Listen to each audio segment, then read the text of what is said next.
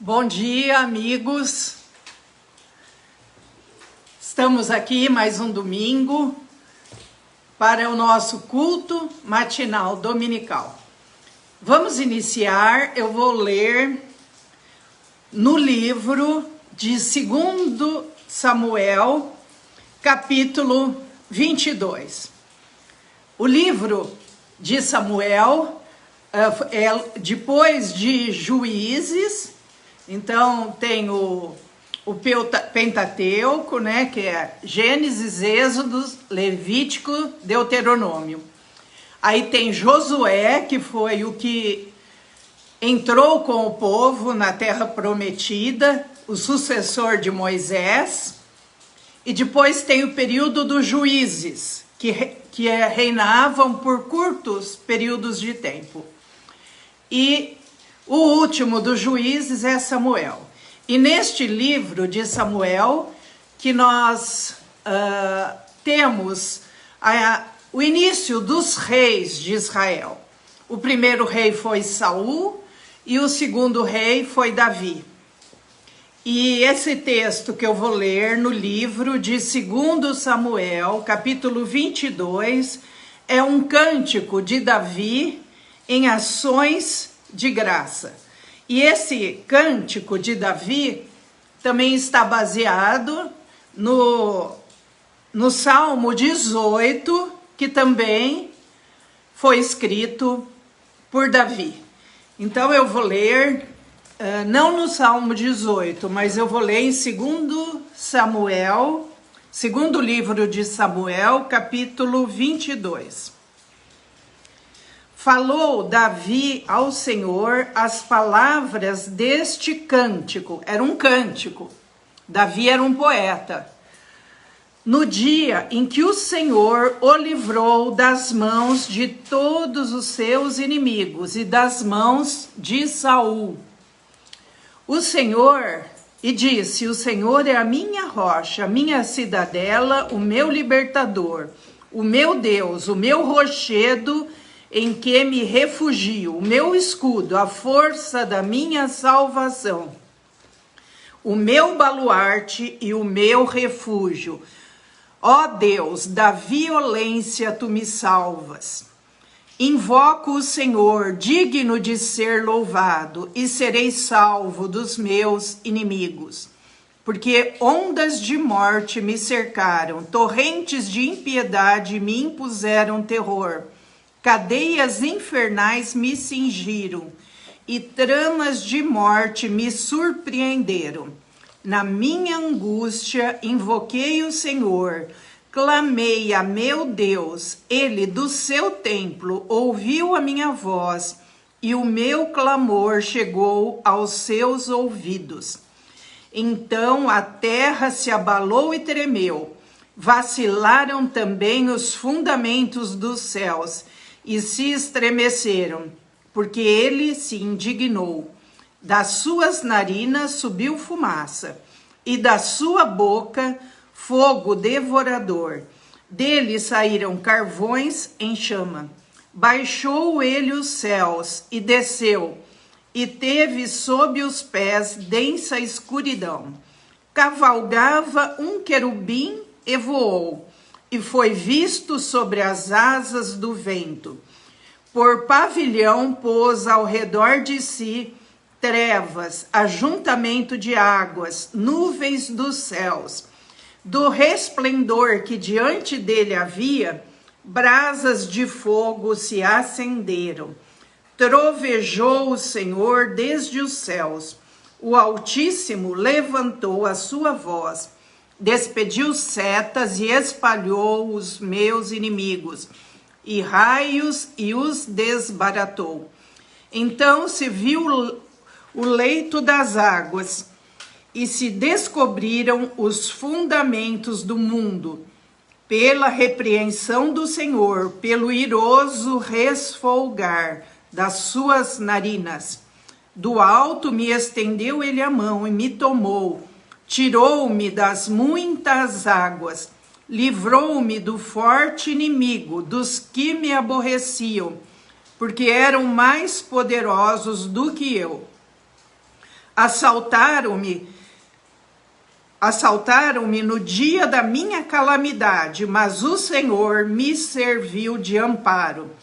Trouxe-me para um lugar espaçoso, livrou-me, porque ele se agradou de mim. Retribuiu-me o Senhor segundo a minha justiça, recompensou-me conforme a pureza das minhas mãos. Pois tenho guardado os caminhos do Senhor, e não me apartei perversamente do meu Deus, porque todos os seus juízos me estão presentes, e dos seus estatutos não me desviei. Também fui inculpável para com ele, e me guardei da iniquidade. Daí retribuir-me, ó Senhor, segundo a minha justiça, segundo a minha pureza diante dos seus olhos. Para com o benigno, benigno te mostras, com o íntegro, também íntegro. Com o puro, puro te mostras, com o perverso, inflexível. Tu salvas o povo humilde, mas com um lance de vista abate os altivos. Tu, Senhor, és a minha lâmpada. O Senhor derrama luz nas minhas trevas, pois contigo desbarato exércitos. Com o meu Deus salto muralhas. O caminho de Deus é perfeito, a palavra do Senhor é provada. Ele é escudo para todos os que nele se refugiam. Pois quem é Deus senão o Senhor? E quem é rochedo senão o nosso Deus? Deus é a minha fortaleza e a minha força, e ele perfeitamente desembaraça o meu caminho.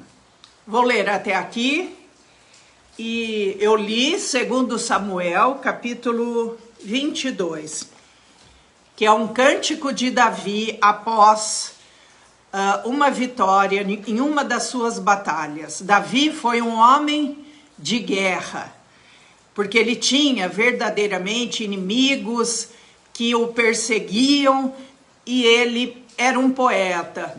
Então, ele, nesse cântico, ele louva a Deus e agradece a Deus pela libertação que ele recebeu do Senhor.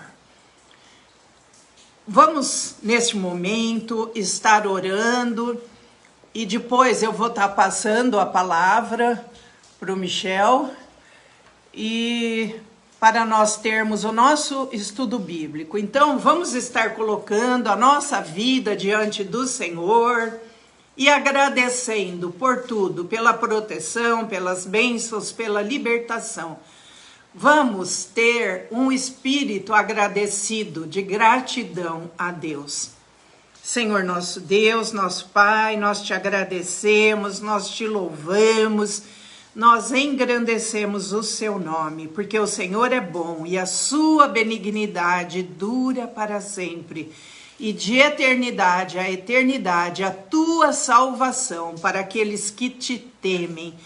Te agradecemos, te louvamos e sabemos que o Senhor tem cuidado de nós, o Senhor tem guardado dos nossos inimigos, dos inimigos da nossa alma, aqueles que querem nos fazer derrotados espiritualmente, aqueles que querem nos fazer voltar para trás, mas o Senhor é a nossa força, o nosso escudo, e com o Senhor nós prosseguimos, nós temos forças, porque o Senhor é o Deus que nos ajuda nas nossas batalhas da alma, do espírito. O Senhor é o nosso Deus, com o Senhor vencemos todas as barreiras impostas pelo mal. Obrigada, Senhor, por esse domingo, mais um domingo em que estamos reunidos em nome de Jesus para termos um momento especial de comunhão com o Senhor,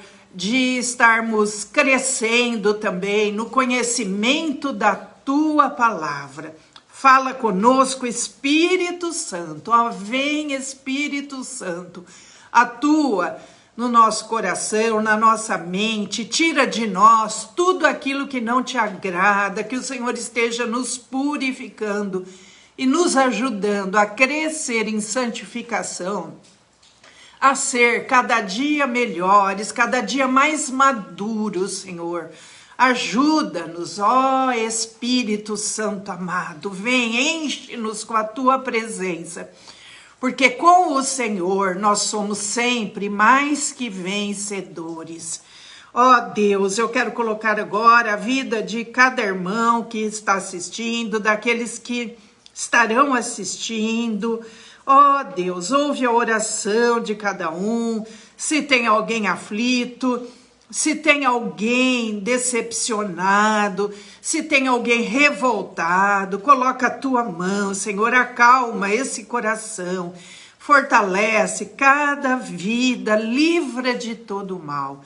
E agora, Espírito Santo amado, enche-nos com a tua sabedoria, com a tua unção, para ouvirmos a tua palavra. E enche também o teu servo para que ele fale aquilo que te apraz. Ó Deus, dá-nos mais e mais entendimento da tua palavra. Dá a todos interesse de estar entendendo, lendo a Bíblia e sendo conhecedores da vontade do Senhor. Fica conosco, Senhor, até o final desse culto, durante todo esse domingo, durante toda a semana, Senhor. Nós te agradecemos em nome de Jesus. Amém.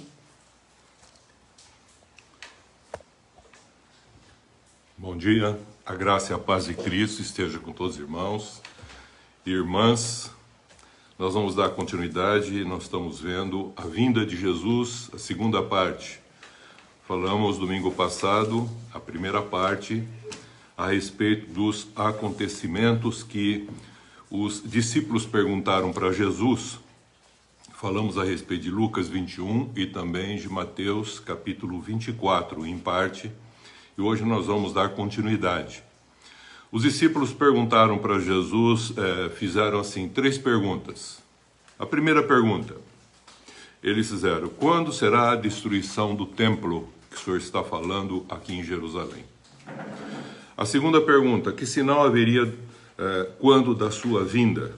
E o terceiro, que sinal da consumação do século? Foram as 3 perguntas que eles fizeram lá em Mateus, capítulo 24, versículo 3. E Jesus respondeu para eles a respeito desses fatos. E é muito importante nós lembrarmos que também Jesus falou em Mateus 11, 13, que a respeito de tempos, de épocas e tudo mais, ele falou que tempo, época da vinda dele, as pessoas não deveriam ficar preocupadas. E o que é interessante, em Mateus 11, 13, ele faz uma afirmação que toda lei, guarda isso, queridos, toda lei e todo profeta profetizaram até João Batista. A partir daí está anunciado o reino de Deus ou o reino dos céus. Mateus 11, 13. E ele falou, e que João Batista, fazendo uma defesa na oportunidade, a João Batista falando que ele era o maior nascido de mulher, ninguém havia nascido maior do que ele, como um divisor ali num contexto na humanidade também, justo ali na sua época, ele faz uma afirmação muito interessante, e que João Batista era o Elias que era para vir. Isso é muito interessante para a gente ver que a partir agora de Jesus há uma nova estruturação, uma nova condição.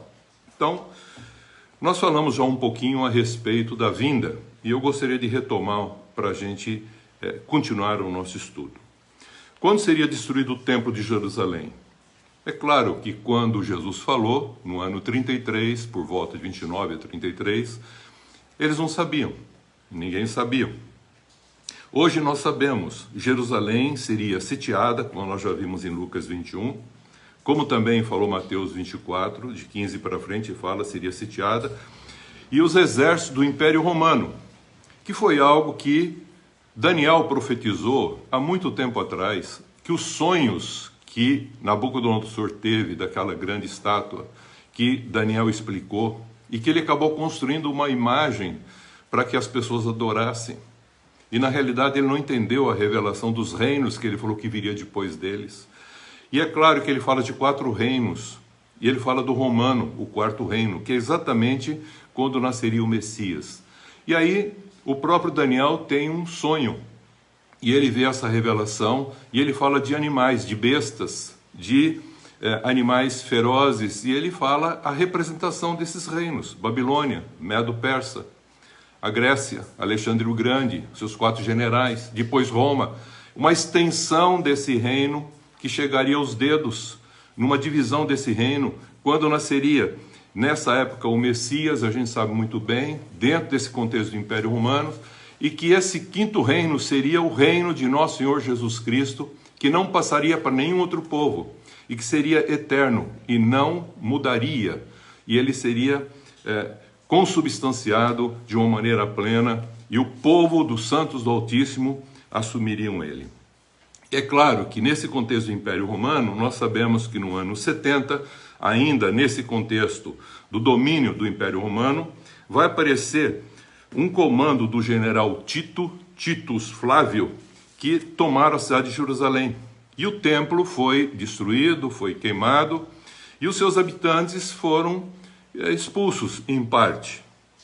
E o que é mais interessante, a gente precisa entender esse contexto do templo. Primeiro, a partir do ano 70 eles começaram a ser expulsos até o ano 135, quando houve uma revolução, uma revolta naquela região e que definitivamente acabou com a nação de Israel, ou a condição deles como nação, em 135 depois de Cristo. É uma revolta que nós vamos ver. E aí, o que a gente vê? Quanto ao templo, vamos começar assim. A gente sabe que Deus caminhava com eles numa arca, e Salomão fez em 970 a construção de um templo, a partir de um pensamento que ele teve da importância de dar uma casa para o Senhor. É claro que isso antes de Cristo, 970 anos antes de Cristo. Depois, houve essa destruição desse templo quando eles foram desterrados para o cativeiro da Babilônia, porque eles não guardaram o que Deus havia pedido, para eles descansarem a terra. Então, eles não fizeram, eles não estavam vivendo de conformidade como Deus havia pedido. E aí, o templo de Jerusalém, em 515 a.C., por decreto de Ciro, o persa, tudo que Daniel já havia profetizado, esses reinos, o Medo que destruiria a Babilônia e a Pérsia que dava sequência, tudo isso está descrito dentro de Daniel. E a gente precisa lembrar isso, que as profecias do Antigo Testamento encerram a nível de João Batista. A partir daí é anunciado o reino de Deus. E aí ele fala o seguinte, aí Esdras 1, de 1 a 4, mostra que houve uma reconstrução desse templo de Jerusalém, quando eles voltaram do desterro da Babilônia. Isso é um contexto histórico. Com o templo, a gente sabe que ele é um contexto de um símbolo forte, religioso e político para o povo de Israel. E no século II a.C., o segundo templo foi profanado por Antíoco IV Epifânio, também, que mandou sacrificar ali no templo animais impuros sobre o altar. E a gente vai ver que isso também já foi profetizado por Daniel, lá nos capítulos 8, 9, 10, 11. E é interessante que esse momento de Antíoco Epifânio foi exatamente quando estava dominando ainda os persas, Alexandre o Grande e os seus generais, que estavam dominando, que foi o período dos Ptolomeus, dos Seleucidas, que foi esses generais que dominaram partes dessa região, inclusive Egito, os Ptolomeus, Síria, Seleucidas. E esse Antíoco Epifânio era um desses da Síria correspondente que veio, ocupou Israel e fez isso lá acontecer. Daniel não só profetizou esses fatos, ele profetizou também que depois, no século que Jesus estaria, viria o Salvador e que viria um que destruiria todo o contexto desse templo. E o que é mais interessante é que você olhando Mateus 24, de 15 para frente, dá a impressão daquele abominável da desolação como uma coisa assim futura. Não, ele estava falando do tempo que seria futuro a respeito do povo de Israel. quando acabaria o tempo do povo de Israel e começaria o tempo chamado da igreja. Até que o tempo dos gentios se complete, depois voltará Israel ser instituído como uma nação, como Deus assim o quis desde o princípio. Por isso que, quando Jesus foi levado aos céus, ele falou: quando será que o Senhor vai fazer restituir Israel novamente na sua glória? Ele falou assim: não há tempo vocês devem pregar o evangelho a todas as nações e depois virá o fim. Mas vocês devem ir pregar esse evangelho a todas as pessoas, em todas as nações, para ver as belezas correspondentes, porque as nações precisam conhecer esse Deus único, verdadeiro, a partir daquilo que Jesus Cristo fez, essa obra vicária dele para com todos, para todos os homens. E o que é interessante, no ano 1 a.C., mais precisamente 19 anos antes de Cristo, Herodes o Grande, o que ele fez? Ele remodelou esse templo, esse segundo templo, que foi construído na época de Zorobabel, Esdras, Neemias. Ele reconstruiu e ele fez a torre chamada Antônia, ligado a esse templo, e essa torre Antônio ligava diretamente para o caminho dos soldados romanos que passavam para o pátio desse templo. E para os judeus isso era uma mudança na arquitetura, era uma coisa abominável, porque não poderia fazer isso com um templo. E a gente sabe que ali era um burburinho a respeito de divisões religiosas que já existiam naquela época em Israel. Era um contexto de revolta muito grande ali. E aí a gente percebe que esse povo foi, até que no ano 70, Tito invadiu, um soldado jogou uma tocha lá, pegou fogo no templo, queimou, e sobrou esse muro, que é chamado Muro das Lamentações, um pedaço correspondente de uma parede que correspondia a esse templo da época, que está até hoje lá.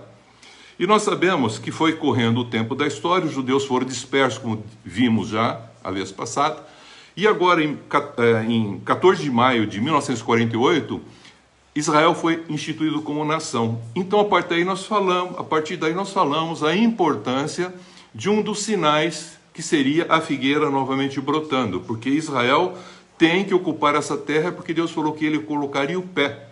E eu falei que Deus não pode ser frustrado nas suas considerações, segundo a sua vontade, por aquilo que ele já determinou. Então nós vamos perceber, Romanos 9, 10, 11, fala a respeito disso, o tempo dos gentios, o tempo dos judeus, que os gentios foram enxertados temporariamente por um tempo, mas como os gentios também estão desobedecendo e não fazendo o que ele pediu para ir para todas as nações, e haver uma transformação nessas pessoas para ficarem como a Cristo, virou um contexto mais ou menos religioso, o cristianismo, e não uma transformação de vida. E o que vai acontecer? Vai acabar o nosso tempo e Israel voltará a ser enxertado novamente, como assim Deus havia proposto, usando de misericórdia para com todos. Como usou de misericórdia para os gentios, ele vai usar agora misericórdia para com os judeus. E essa é uma da segunda pergunta que eles fizeram: que sinal haveria da sua vinda? Então é interessante nós analisarmos isso. Então ele fala assim: vai haver um princípio das dores, que nós já falamos. Isso é interessante, já vimos a respeito disso. Depois ele falou que haverá sinal no sol, na lua, nas estrelas, na terra, angústia entre as nações, o bramido do mar. E nós sabemos que o mar tem uma simbologia de multidão de povos. A gente sabe que os povos cada vez mais estão se movimentando, bramidos, vamos dizer, as considerações das nações. E o que é interessante, fala das ondas, são as migrações, como as pessoas estão migrando por problemas vários. Homens correndo de um lado para o outro, isso é comum, está aumentando, como eu falei, como os sinais dos céus, terremotos, maremotos, tudo mais, epidemia.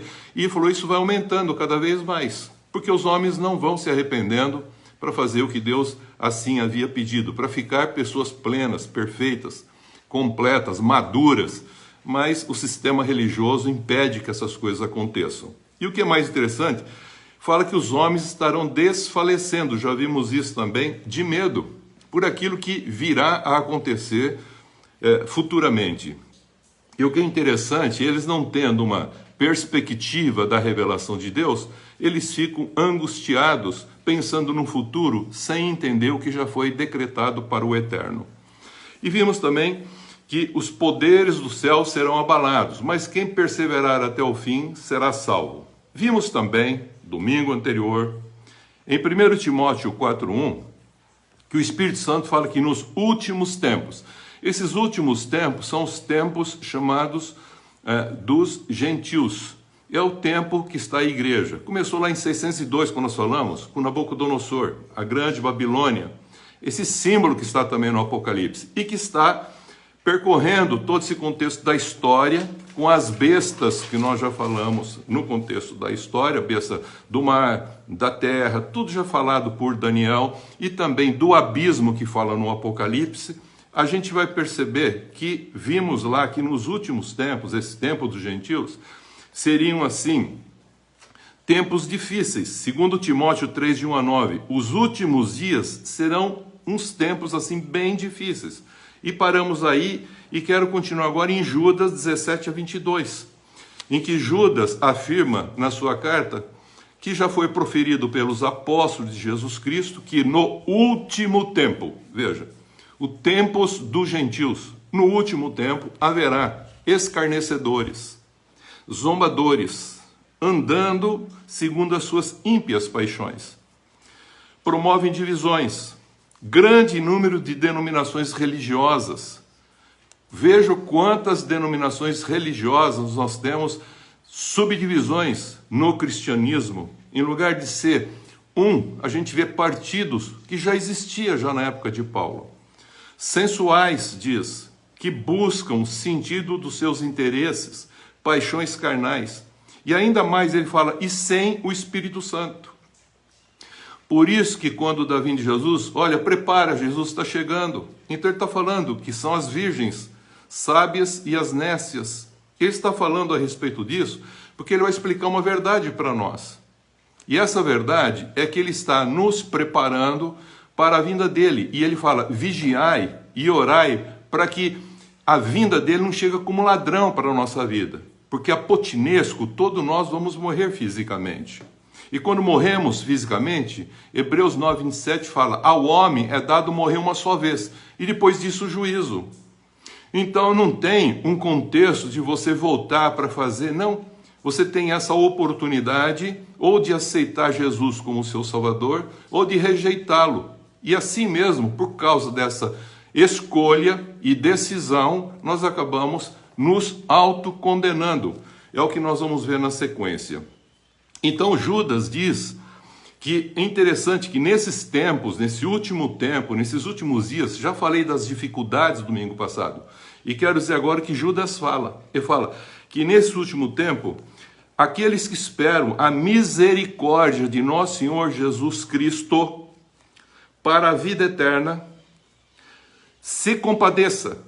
Nós, cristãos verdadeiros, perfeitos, justos, não apenas crente, não, é crente, santo e justo, justificados por Jesus e praticando a justiça e justos.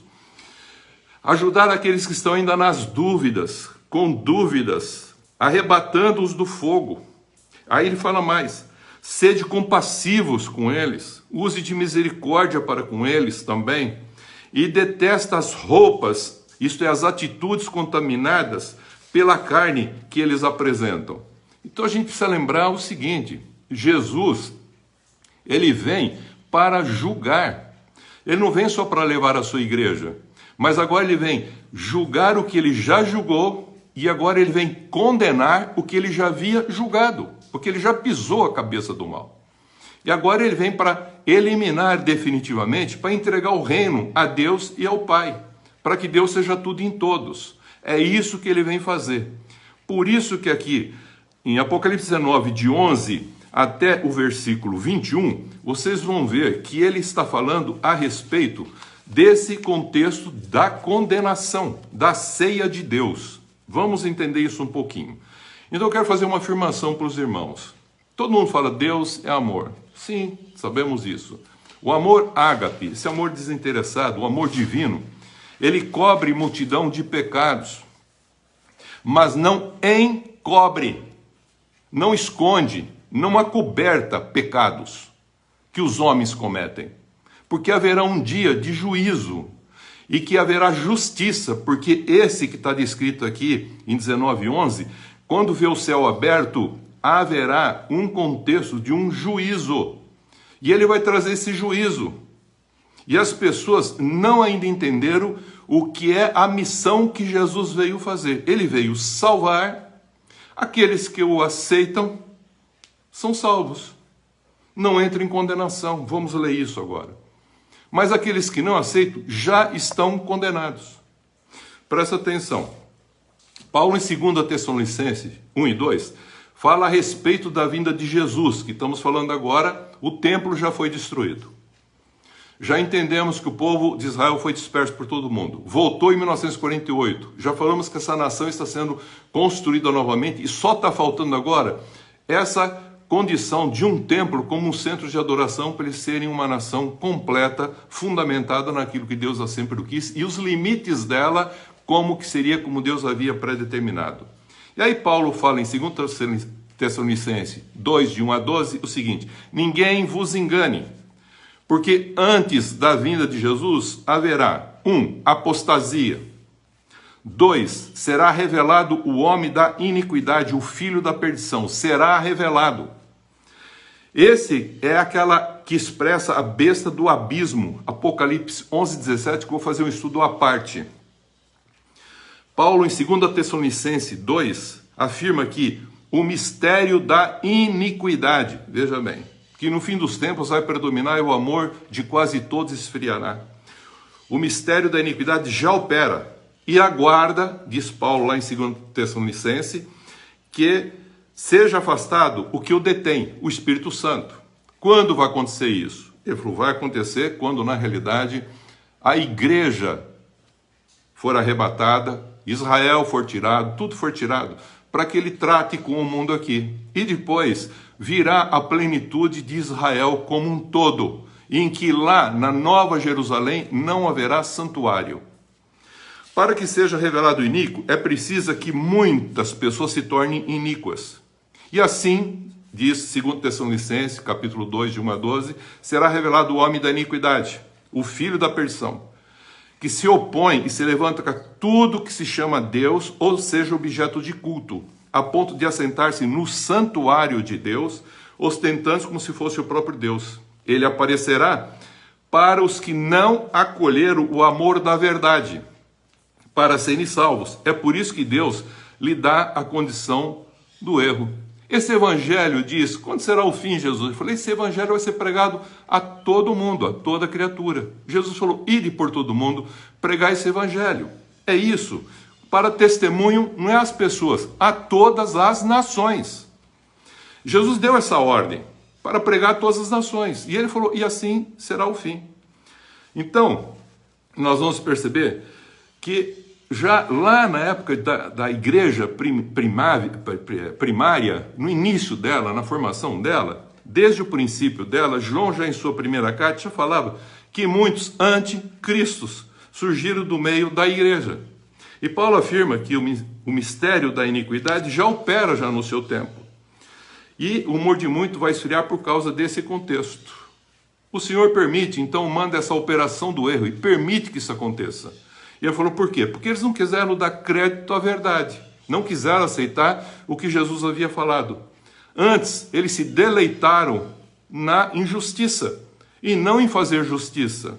Então, eles não tiveram um crescimento espiritual. Esse homem que vai se revestir disso, falou que Jesus vindo, ele vai fazer isso que ele falou aqui. Ele vai matar com o sopro da sua boca e destruir com a manifestação da sua vinda. Eu vou ler o Apocalipse 19 para entender uma das missões, que depois eu vou para João 5, para a gente explicar isso melhor. Deixa a palavra de Deus falando. Diz assim 11, vi o céu aberto, eis um cavalo branco, e o seu cavaleiro se chama Fiel e Verdadeiro, e julga e peleja com justiça. Os seus olhos são chama de fogo. Veja a descrição daquele que é o Cristo glorificado lá do início, correspondente do Apocalipse que ele falou. Na sua cabeça muitos diademas. Tem um nome escrito que ninguém conhece senão ele mesmo. Está vestido com um manto tinto de sangue e o seu nome se chama o Verbo de Deus. Quem é o Verbo de Deus? Cristo. Jesus, o Cristo, o Verbo de Deus. e seguia no exército que há no céu, montando cavalos brancos, com vestiduras de linho finíssimo, branco e puro. São esses, presta atenção. Esse cavalo branco são todos aqueles que estão montados na palavra de Deus, são fiéis à palavra de Deus. Esse linho finíssimo são os atos de justiça dos santos. Esses estão montados em cavalos brancos. Presta atenção como é interessante isso. E montar em cavalo branco é que eles permaneceram na palavra de Deus. Não pegaram interpretações, mas viveram a verdadeiro sentido da palavra. E eles estão junto com Cristo já, montando cavalos brancos. É um sentido figurado para nos mostrar aqui que eles estão lá. E da boca desse que está montado no cavalo branco, sai uma espada. E essa espada que ele fala afiada, não é a macaira, como nós já falamos às vezes passadas. Essa é a ronfaia, que ele vem para julgar. Porque ele foi constituído para julgar vivos e mortos. Isso nós vamos ver. Para ferir as nações, e ele mesmo regerá com cetro de ferro. E pessoalmente ele pisa o lagar do vinho do furor da ira de Deus Todo-Poderoso. Tem no seu manto e na sua coxa um nome escrito. Jesus tem esse nome, Rei dos Reis, Senhor dos Senhores. Então vi um anjo posto em pé no sol e clamou com grande voz, falando a todas as aves que voam pelo meio do céu: vinde, reuni-vos para a grande ceia de Deus, para que comais carne de reis, carne de comandantes, carne de poderosa, carne de cavalos, seus cavaleiros, carne de todos, quer livres, escravos, pequenos e grandes. E vi a besta e os reis da terra com seus exércitos, congregados para pelejarem contra aquele que estava montado no cavalo e contra o seu exército, isto é, todos os santos que verdadeiramente, justamente viveram aqui, e ele nos comprou para sermos reinos e sacerdotes.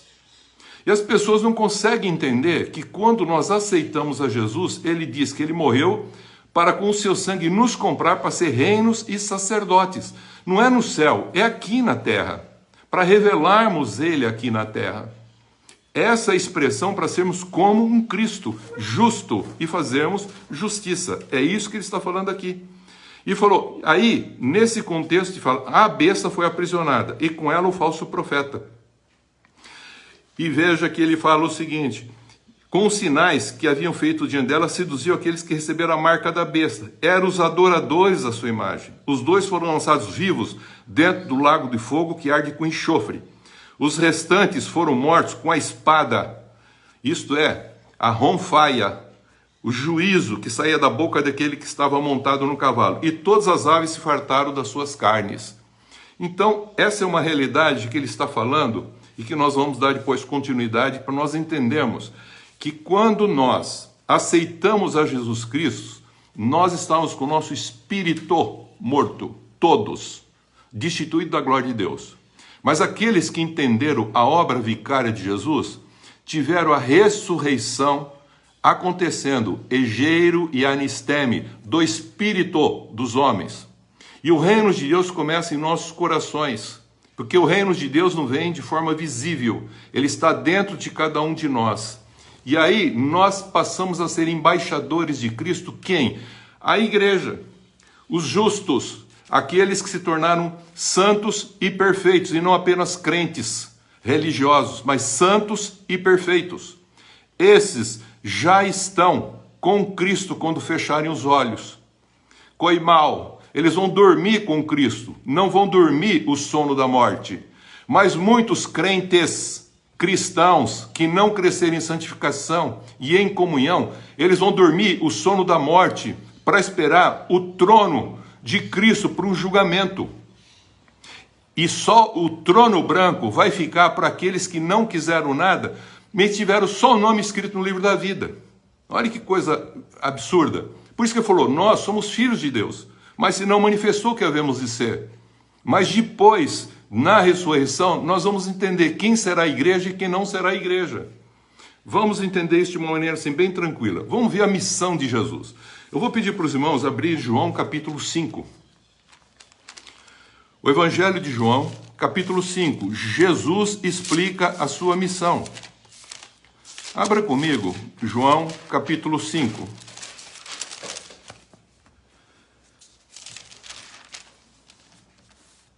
Versículo 19, Jesus explica a sua missão.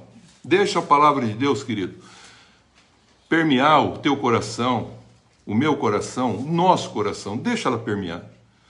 Veja o que ele está falando para nós. Ele diz assim: então disse Jesus: em verdade vos digo, que o Filho nada pode fazer de si mesmo, senão somente aquilo que vir fazer o Pai.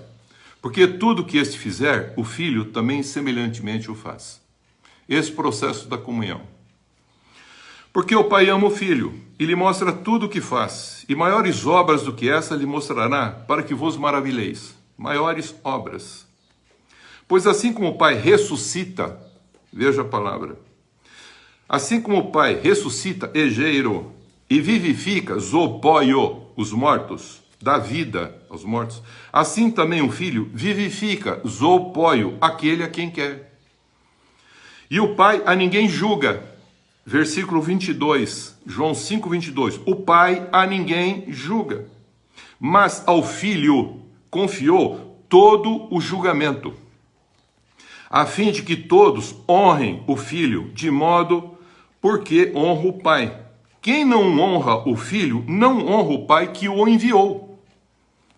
Em verdade, veja essa afirmação do versículo 24, queridos. Em verdade vos digo, quem ouve a minha palavra, disse Jesus. Quem ouve a minha palavra, nesses últimos dias falou pelo Filho.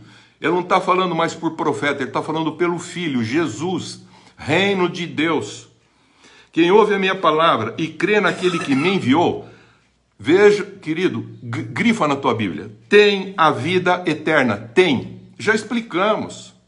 Porque a gente faz a comunhão, já explicamos a importância da comunhão que a gente tem que ter com o Pai, com o Filho e com os irmãos. Não entra em juízo, guarda isso, grifa, não entra em juízo, não passa pelo crivo do juízo. Morre, já está como igreja sentado com Cristo, não entra em juízo. Mas passou da morte para a vida, nasceu de novo, é uma nova criatura, é um filho de Deus que expressa Deus. Ah, mas se nós pecarmos, João, ele falou, se pecarmos, temos um advogado junto ao Pai, mas eu escrevo para que vocês não pequem mais. Ah, mas a gente não pode ser perfeito, só Deus. Não, sede perfeito. Jesus falou, sede santo. E sede perfeito é imperativo. Ele não falou, tente ser, procura ser, ele falou, sede. E perfeito não significa sem defeito. Perfeito significa uma pessoa completa, como Cristo. Pode ter erro, pode ter defeito, mas é pleno. É isso que ele está falando, ser como Cristo. Mas as pessoas não querem ser como Cristo, madura, para enfrentar a situação. Fica com mimimi, com coisinhas, escrupulosidade, iniquidade. É o que mais predomina. E usa da iniquidade para ser ainda uma pessoa cruel. Usa disso para crueldade. E usa até a palavra de Deus, tornando-se cruel, com interesses. Já falamos isso, pessoas que vão ali com interesses. Esse é o fim dos tempos e cada vez pior. Presta atenção, querido, que ele fala aqui. Não entra em juízo, mas passou da morte para a vida. Então, quando você morrer, se você for crente, santo, justo, completo, em comunhão com Deus, com o próximo, com o irmão, tudo, ele falou, a morte vai chegar e fala assim, ó, você chegou atrasado, eu já ressuscitei, estou assentado em Cristo Jesus, nos lugares celestiais, estou servindo Ele aqui e estou esperando Ele vir. Só para dizer para ele, aí, se o senhor quiser agora, o senhor pode me julgar. Ele falou, não vou julgar, não. Você é um filho de Deus que expressou o Pai. Você é um cristinho. O que está faltando nesse mundo, nessas cidades, é Cristos para expressar verdadeiramente a glória de Deus. Aí presta atenção que ele fala. Versículo 25, guarda esse também. Ele está explicando Jesus a sua missão. Em verdade vos digo que vem a hora, e já chegou, em que os mortos, que mortos? Esses mortos são os mortos espirituais que eu falo. Todos nós estamos mortos espirituais, destituídos da glória de Deus. Jesus veio para ressuscitar o nosso homem interior que está morto, querido. E transformar a nossa alma, para que o nosso corpo expresse um filho de Deus, o que Deus quer. Ele fala, chegou em que os mortos ouvirão a voz do Filho de Deus, e os que a ouvirem viverão, tá vendo? Viverão, não vão mais morrer. A morte não tem mais autoridade para eles. Mas as pessoas não entendem que muitos aceitaram a Jesus, tem o seu nome escrito no livro da vida, e vocês vão ver que ele vai aparecer lá no Apocalipse 20:15, falando que se não tiver o nome dele escrito, ele vai ser lançado juntamente onde foi lançado a besta, o falso profeta e o Satanás, num lago de fogo, que é as trevas exteriores, que já estava antes da fundação do mundo, que foi reservada para o diabo e seus anjos e não para os homens. Mas os homens optaram, escolheram, e não decidiram por Cristo, mas escolheram o caminho que mais lhe apraz. E esse caminho é espaçoso e largo, como disse Jesus. Presta atenção. Porque assim como o Pai tem vida em si mesmo, também concedeu ao Filho ter vida em si mesmo. E o que é interessante é que quando ele fala em João 6, ele fala: quem de mim comer a minha carne e beber o meu sangue tem vida em si mesmo, e ele fala, tendo vida em si mesmo, então agora ele pode dar a vida e reaver a hora que ele quiser, porque a morte não tem mais autoridade. Tem vida eterna, passou da morte para a vida. O pecado não mais tem domínio sobre ele. Ele domina agora todas as coisas e ele se tornou um filho de Deus expressar o Pai.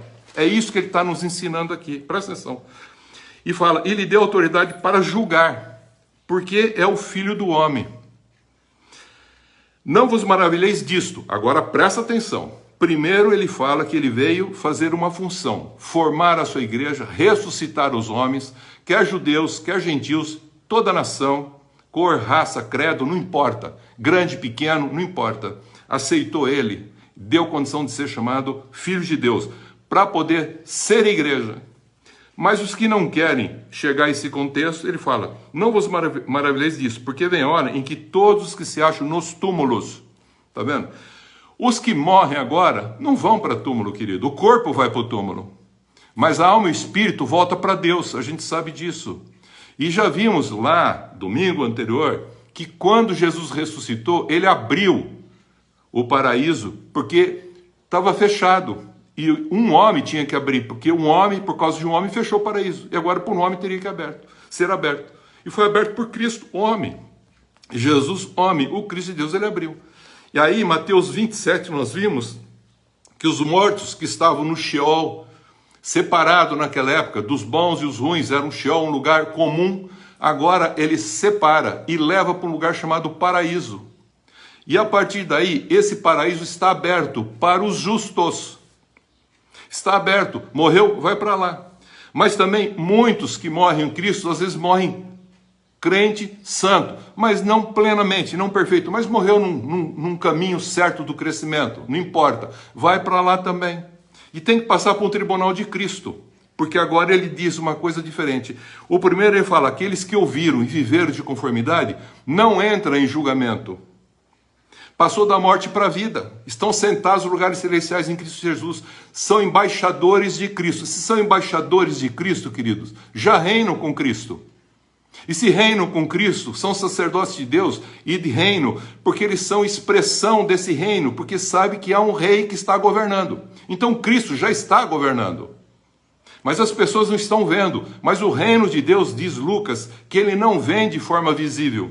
Ele está no coração dos homens, transformando um contexto social. Ele não vem para mexer com a cultura e tudo mais, ele vem mexer com a humanidade como um todo, esperando todo o mundo, esperando toda a terra, esperando que esses homens transformados se revelem para que haja redenção agora também da terra, que está subjugado pelos homens maus.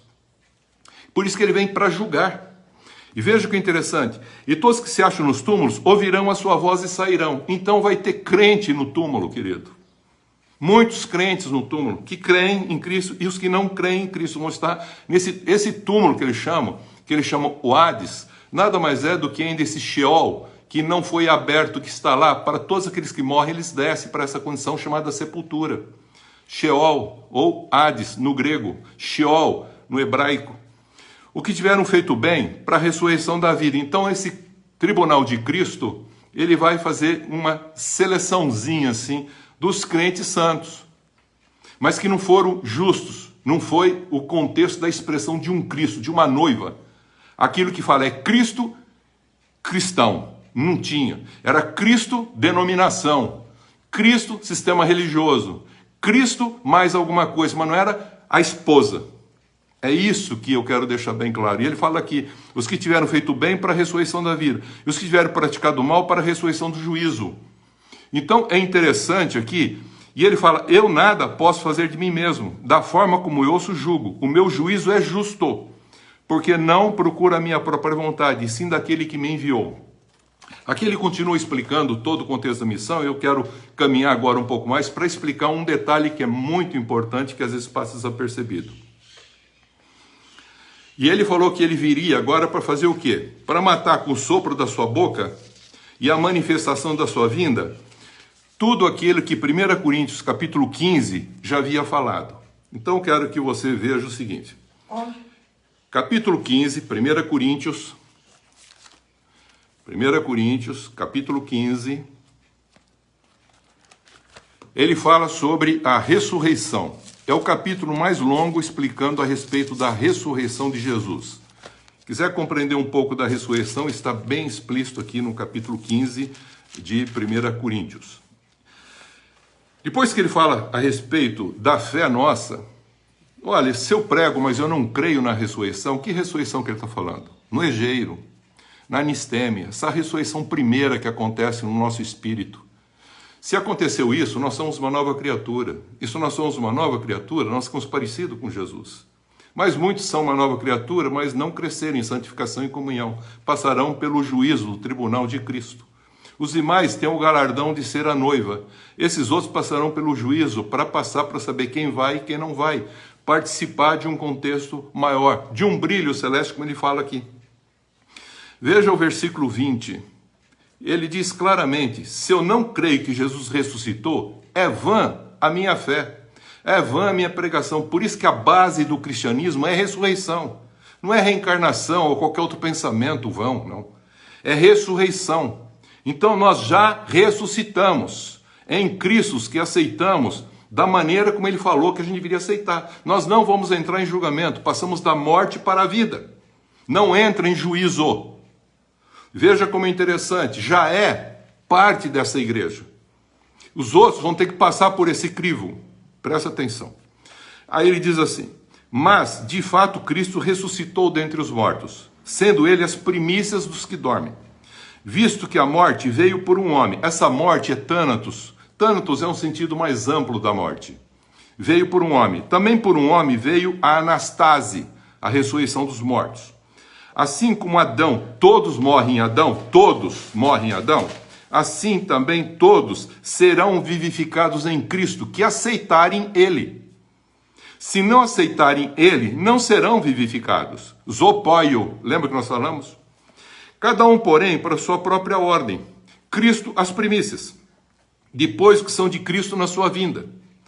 Mas nesse contexto, nós humanos morremos, apotinesco.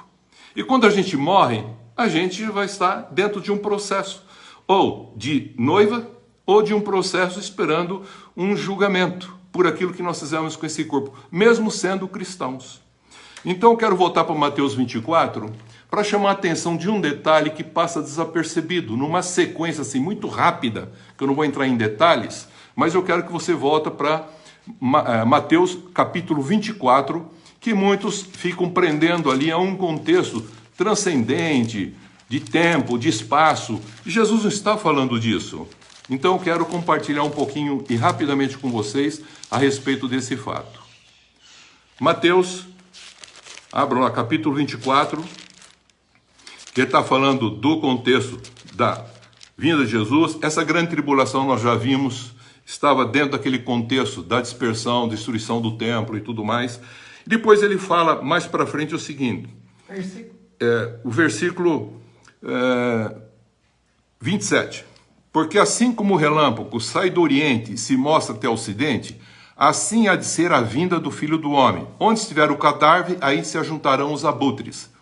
Veja, ele está falando agora desse contexto final. A vinda do Filho do Homem. Logo em seguida, a tribulação daqueles dias, o sol escurecerá, a lua não dará sua claridade, as estrelas do céu do firmamento cairão e os poderes do céu serão abalados. Então aparecerá no céu o sinal do Filho do Homem. Todos os povos da terra se lamentarão. Verão o Filho do Homem vindo sobre as nuvens do céu, com poder e muita glória, todos os povos verão. Os que foram levados, encontrar o Senhor nos ares, vamos ver isso na sequência. Os que foram arrebatados, as pessoas perceberão que alguma coisa aconteceu. Tornar-se algo assim muito visível a vinda dele, como um relâmpago que mostra do ocidente para o oriente. Ele fala assim, e aí ele vem nas nuvens do céu com poder e muita glória, e ele enviará os seus anjos com grande clangor de trombeta, os quais reunirão seus escolhidos dos quatro ventos de uma e da outra extremidade, dos quatro ventos de uma e da outra extremidade dos céus. Veja o que ele fala, aprender a parábola da figueira. Lembra que nós falamos, Israel vai ser restituído. Assim como foi nos dias de Noé, vai ser a vinda do Filho do Homem. Versículo 42 do capítulo 24. Portanto, vigiai, porque não sabeis em que dia vem o vosso Senhor. Ele está falando individualmente para cada um de nós como igreja. Vigia, porque na hora que você morrer, você já está dentro desse contexto para o eterno. E já vai entrar nesse contexto, ao homem é dado viver uma só vez, e depois disso o juízo. Hebreus 9, 27. E a ressurreição já foi dada antes, para que você tenha plenitude de vida. Mas quem não quiser, vai passar por esse período de julgamento. Mas considerar isso, versículo 43, se o pai de família soubesse a que hora viria o ladrão, vigiaria e não deixaria que fosse arrombada a sua casa. Por isso, ficai também vós apercebidos, porque a hora em que não cuideis, o Filho do Homem virá. Como o homem do Filho do Homem virá? Porque ele virá, não é para cada um que morre, não. Ele virá no final para ressuscitar. Mas cada um que morre, a alma e o espírito que ressuscitaram vão estar com ele. E a alma e o espírito que tiveram um acerto com ele, vão estar com ele. Porque terá que vir depois essa alma e esse espírito para a ressurreição do corpo. Com ele eles virão. Nós viremos com o Cristo do paraíso. Para ter esse corpo, queridos. E a ressurreição desse corpo para poder ser julgado. Deus não julga alma. Fantasminha, camarada, não. Ele julga exatamente a essência do ser como um todo. Corpo, alma, espírito. E ele fala que o vosso espírito, alma e corpo e carne seja purificado para a vinda de Jesus, para não ficar envergonhado na sua vinda. Então ele está falando que haverá esse juízo, esse julgamento, e isso me dá uma consciência que eu não posso ver do jeito que eu quero, de qualquer jeito, brincando das coisas de Deus. Não posso. Jesus veio mostrar como tem que ser a vida, a revelação da glória de Deus, e não a glória humana. Presta atenção, ele fala isso lá em João 5 também. Portanto, vigiai. É isso que ele está destacando. Mas considerar isso, se o pai de família soubesse que hora viria o ladrão, vigiaria, e não deixaria que fosse roubado da sua casa. Por isso ficai também vós apercebidos, porque a hora em que não cuidais, o Filho do Homem virá. Ele não estava falando aqui num sentido dele, porque esse dia, ele falou, ninguém sabe. Mas ele está falando para cada um de nós, desde o primeiro que morreu, lá, depois que ele ressuscitou, ele falou assim, fica vigilante. Porque agora você vai para o paraíso, você não vai mais para um Sheol. Eu não vou descer num Sheol para tirar a turma do Sheol mais, não. Eu agora vou estar no paraíso. Eu abri o paraíso e joguei Satanás lá, Apocalipse 12, 13. Aí começou o sistema da besta a agir. Não só contra Israel. E foi afastado um tempo, 2 tempos, meio tempo, fora da vice-serpente, mas ele perseguiu a igreja. Depois a gente vai falar sobre isso um pouquinho mais. Mas vamos voltar aqui. A parábola do bom servo, veja que ele continua no 43. É uma advertência à fidelidade. Quem é, pois, o servo fiel e prudente, a quem o Senhor confiou a seus conservos, para dar-lhes o sustento a seu tempo? Bem-aventurado aquele servo a quem seu Senhor, quando vier, achar fazendo assim. De que jeito? Servindo os irmãos, em comunhão com os irmãos, praticando a justiça. Versículo 47. Em verdade vos digo que lhe conferirá todos os seus bens. Mas aquele servo, sendo mau, disser consigo mesmo, meu Senhor demora-se, está vendo? Ele fica olhando para uma vinda de Jesus, e não olhando porque Jesus falou que a sua vida pode acabar potinesco, pode acabar a qualquer momento. E ele vai entrar nesse processo, e ele vai ter que prestar conta. E sabendo que vai ter que prestar conta, você não vive de qualquer jeito. Você tem uma sociedade com Cristo, você tem uma união de matrimônio com Cristo, ser um Cristo, presta atenção. E aí ele falou, e ele passa a espancar os seus companheiros, e a comer e a beber com ébrios. Virá o Senhor daquele servo em dia que não espera, em hora em que não sabe, Você sabe a hora que você vai morrer, meu irmão? Eu não sei. Então fique pronto, porque se ele vier, você vai estar com ele. Diz lá em 1 Tessalonicenses capítulo 4. Paulo falou assim, avisa a turma lá na igreja para não ficar assim, sem esperança. Morreu dormindo, coimal, dormindo em Cristo. Não está dormindo o sono da morte, não vai ficar na sepultura, não. Ele vai para o paraíso, já é parte da igreja. Mas os que não viveram de conformidade, viveram apenas uma vida salvífica e tentando se salvar, então ele falou, esse vai ter problema, ele vai passar por um crivo. É salvo sim, mas vai passar por um crivo de julgamento, para ver o que eles fizeram com esse corpo. E aqui ele está falando, meu Senhor demora, e passaram a espancar os companheiros. Quanta gente na igreja está espancando irmãos, e a comer e beber com ébrios, meu Deus do céu. E a passar a espancar, virá o Senhor daquele servo em dia em que não espera, em hora em que não sabe, castigá-lo-á, lançando-lhe a sorte com os hipócritas. E ali haverá choro e ranger de dentes. Amarra ele de perna e mão e lança para as trevas exteriores. Ele não está com roupa apropriada para o casamento. Já vimos isso. E aí fala o capítulo 25. Então o reino do céu será semelhante a 10 virgens. Ele fala que esperam que tenham o Espírito Santo. E os que não têm o Espírito Santo. As que têm o Espírito Santo entram. As que não têm o Espírito Santo não ressuscitam. Vão ficar esperando. Vão ficar onde? No Sheol. Vão ficar onde? Na sepultura. Vão ficar onde? No contexto do sono da morte. Presta atenção. E aí ele fala na sequência, versículo 14 do capítulo 25. Ele continua a parábola dos talentos. Ele fala, pois será, está falando a respeito de um contexto futuro, pois será como um homem que, ausentando do país, chamou seus servos e ele confiou seus bens. Jesus não confiava ao homem, está lá em João 5, ele não se confiava aos homens, mas ele confiou tudo para nós, confiou um reino para nós. E aqui ele está falando, ele confia tudo, dá talentos para serem trabalhados. Mas o que muitos fazem? Esconde os talentos. E veja que ele continua falando também.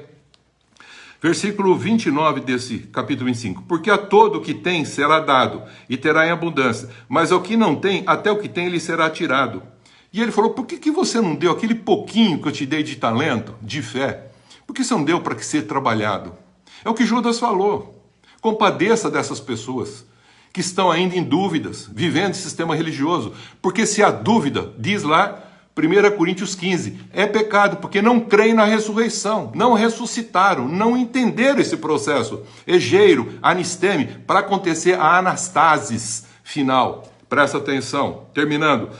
E ele chama assim no final, até o que tem será tirado. E o servo inútil, aquele religioso que só viveu o contexto religioso, dogmático, ritualístico, da denominação, ele falou, e o servo inútil, lançai para fora nas trevas. Que trevas? Trevas exteriores, queridos. E ali haverá choro e ranger de dentes. Agora veja, 31.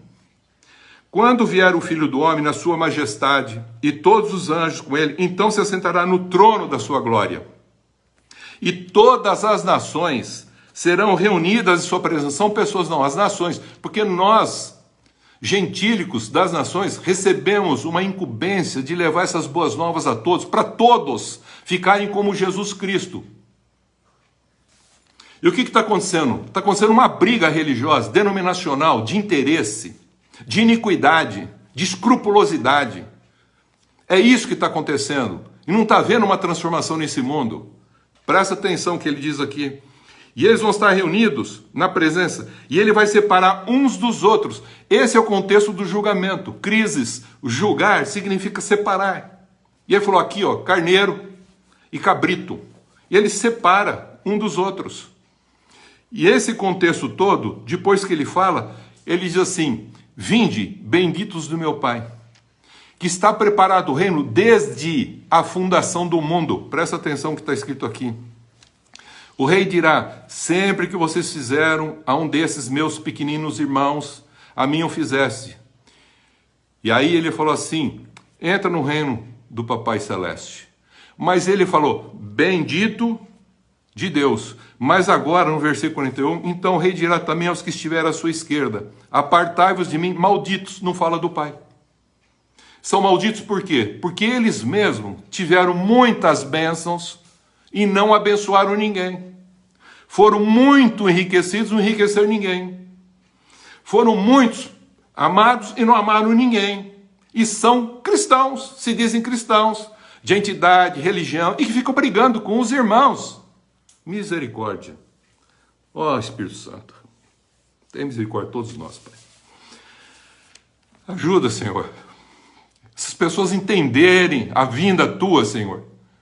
Entenderem o significado da tua vinda. Eles não estão enxergando isso, eles estão cegos por Satanás. Com doutrinas, com ritos, liturgia. Não estão entendendo o teu amor, Pai. Já foi revelado em Cristo Jesus. Fico pensando em contexto para fugir à responsabilidade. Jogar a culpa em alguém. No anticristo. Jogar a culpa em alguém. No sistema religioso. É no pastor. É no membro. É no irmão. É na mulher. É no marido. É no filho. É no vizinho. É em alguém. Mas não se arrepende. Ele fala, igreja, arrepende, porque você deixou o primeiro amor. Misericórdia. Deixa o Espírito Santo falar no teu coração, meu irmão. Eu tive fome, vocês não me deram de comer. Tive sede, não me deram de beber. Sendo farosteiro, vocês não hospedaram. Estando nu. Isso não é para fazer nada no sentido do fazer, como a pessoa pensa. Eu preciso fazer para ser. Não, você é um filho de Deus. Por isso que você faz, você não tem que fazer isso. Tanto é que você fala, quando nós te vimos assim? Quando, Senhor, nós te vimos assim? Os justos falarão assim. Quando nós te vimos? Mas os crentes, os santos vão falar assim, é o seguinte, quando nós te vimos assim, olha como eles falam, junto tudo. Quando nós te vimos com fome, com sede, forasteiro, nu, enfermo, preso, e não te assistimos, ainda querem questionar Deus. Sabe o que ele fala? Versículo 45, então ele responderá, em verdade vos digo que sempre que eu deixasse de fazer um desses mais pequeninos, a mim o deixasse de fazer. E irão esses para o castigo eterno, trevas exteriores.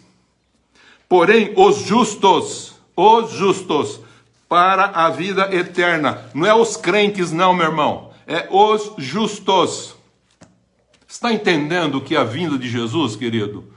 Não fica pondo culpa e procurando um anticristo não, meu irmão.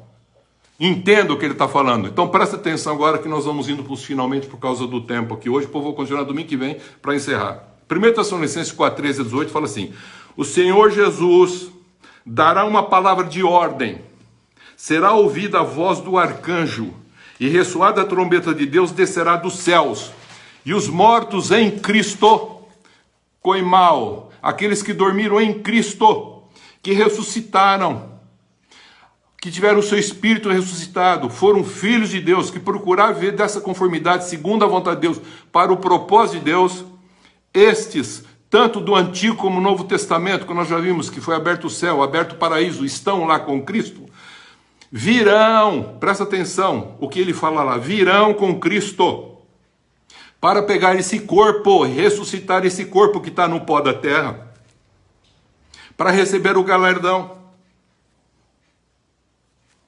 E diz que num piscar de olhos, como igreja serão, esposa do Cordeiro, e num piscar de olhos, os vivos, os que ficaram, serão arrebatados com eles, entre nuvens, para encontrar o Senhor nos ares, e assim estaremos para sempre com o Senhor. 1 Tessalonicenses 4, 3 a 18. Consolai os que dormem em Cristo, coimao, isto é, morreram fisicamente, apotinesco.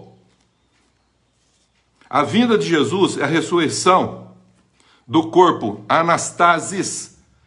Quando nós que estamos lá, queridos, e os que estão aqui vivos, esperando, e nós vamos ter esse momento desse encontro.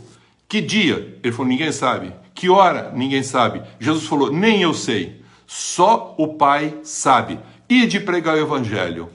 Os que aceitarem serão salvos. Serão igreja. Os que não aceitaram entrarão para um julgamento. E os que não quiseram nada com nada, passarão por um julgamento do trono branco. Que quem vai fazer isso? O próprio Jesus. Então nós vamos entender o que ele já está explicando aqui para nós. Por isso que aqui a razão do Apocalipse 19 afirma que bem-aventurados que têm parte na primeira ressurreição. Quem são esses que têm parte na primeira ressurreição? Pois viveram, veja a palavra como diz aqui, viveram e reinaram com Cristo por 1000 anos. Viveram e reinaram com Cristo por 1000 anos. Os demais mortos não reviveram, até que os 1000 anos terminasse. Essa é a razão do tribunal de Cristo que a gente tem falado. Para os que não vigiaram. Para aqueles que são crentes, mas que não vigiaram. Para aqueles que são os crentes santos, mas que não vigiaram. É o que já falamos lá em Mateus 24. Então, lembre-se aqui no final. O homem foi dado morrer uma só vez, e depois disso o juízo. Morrer fisicamente vem para todos. Razão que Jesus fala, vigia e ora, porque você não sabe a hora que acontecerá isso. Torne-se um filho de Deus pleno, não brinca com o sistema religioso, mas entenda o reino de Deus e você como parte dele, como embaixador desse reino, representando ele e expressando esse reino com a sua vida. Vocês que dormem, coimal, em Cristo, já estão com a sua alma e o espírito, com Cristo no paraíso, esperando a anastasia, a ressurreição do corpo, para juntos com aqueles que estão aqui, subirem, serem arrebatados a encontrar o Senhor nos ares. Por isso que ele diz aqui, nesse capítulo 5, o Pai a ninguém julga, mas ao Filho constitui para julgar. Atos 10, 42, Pedro falando para Cornélio diz o seguinte, que Jesus Cristo foi constituído por Deus juiz de vivos e mortos. Falando isso, cai o Espírito Santo lá na casa de Cornélio, Atos 10, 42. Paulo, em 1 Coríntios 15, fala sobre a ressurreição como o fundamento da fé, que nós já falamos. 21, 22, fala a respeito da morte que já foi vencida por Jesus. E o que ressuscitou o seu espírito já venceu a morte. Na hora que chegar a morte, você vai falar para ela, você chegou tarde, querida. Você chegou tarde. Eu já ressuscitei. Eu já sou uma nova criatura, já sou um filho de Deus, você não tem mais autoridade sobre mim. Mas os que não viveram plenamente vão ter que passar pelo crivo do tribunal de Cristo, para saber o que fez pelo bem ou mal pelo corpo, porque vai ficar o quê? A sua alma e seu espírito preso. Ele não quer que haja isso, que durma o sono da morte, mas ele quer que durma o sono dos justos. Cada um na sua própria ordem, diz 1 Coríntios. Cristo o primeiro, e depois os que são de Cristo na sua vinda. Não é assim que um cara morre e já vai para Cristo, não. O cara morre, a sua alma e seu espírito, que ressuscitou, vai para Cristo. O que não ressuscitou vai ficar retido. Para esperar o quê? O julgamento depois. A ressurreição começou com a ressurreição de Jesus Cristo, queridos. Ele consumará com a sua vinda no último dia. Por isso que 1 Coríntios 15, 23, a ressurreição dos mortos em Cristo começou logo após a ressurreição de Jesus. Vimos isso. Mateus 27, 51, 54. E vamos percebendo depois que ele, abrindo o paraíso, lança de lá quem? Satanás, Apocalipse 12, 13. Um dia a gente vai falando depois devagar isso aí. E aparece que nós vemos o contexto da besta, até que vai surgir uma besta final que vem do abismo. Apocalipse 11 e 17, um dia nós falaremos. E aí, assim Paulo, em 1 Coríntios 15, 26, e diz, 25 e 26, diz que antes de Jesus entregar o reino a Deus e Pai, 1 Coríntios 15, 25 e 26, que Jesus, antes de entregar o reino de Deus e Pai, convém que ele reine até que haja posto todos os inimigos debaixo dos seus pés. Então aqui a gente está percebendo quais são os inimigos que ele vai pôr debaixo dos pés. Ele falou, todo o principado e potestade. Ele vai jogar a besta e o falso profeta fora. Vai jogar Satanás fora, nas trevas exteriores. E aí, veja o que fala o Apocalipse 20. Ele diz o seguinte aqui, vou ler até para os irmãos aqui, para fechando aqui o pensamento. Ele diz assim,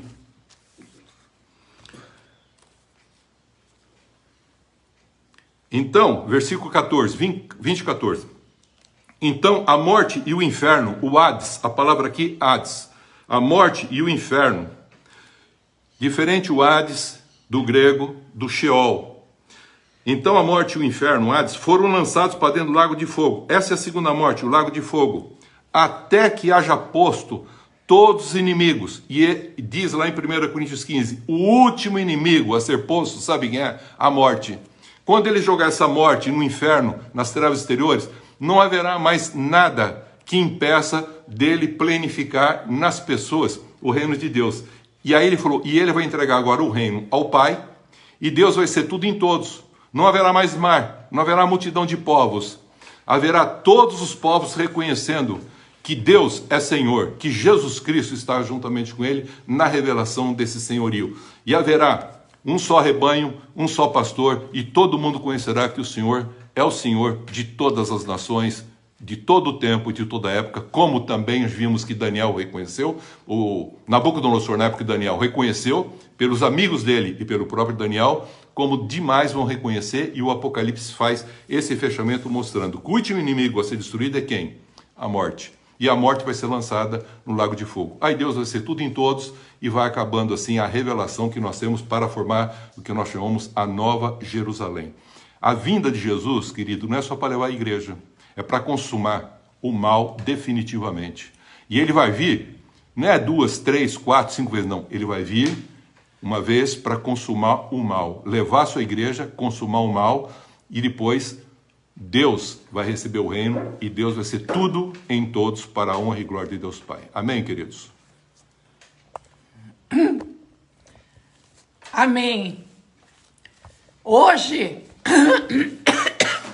eu consegui entender tudo, que a semana passada eu achei que ficou um pouco confuso, mas hoje eu consegui entender tudo. Se você não conseguiu pegar tudo, porque foi muito rápido, falou muita coisa, pega de novo esse estudo, vai devagar, vai pegando um pouquinho de cada vez para você conseguir entender. Hoje eu tive entendi bem claro e foi muito bom. Então, mesmo assim, eu vou ouvir de novo.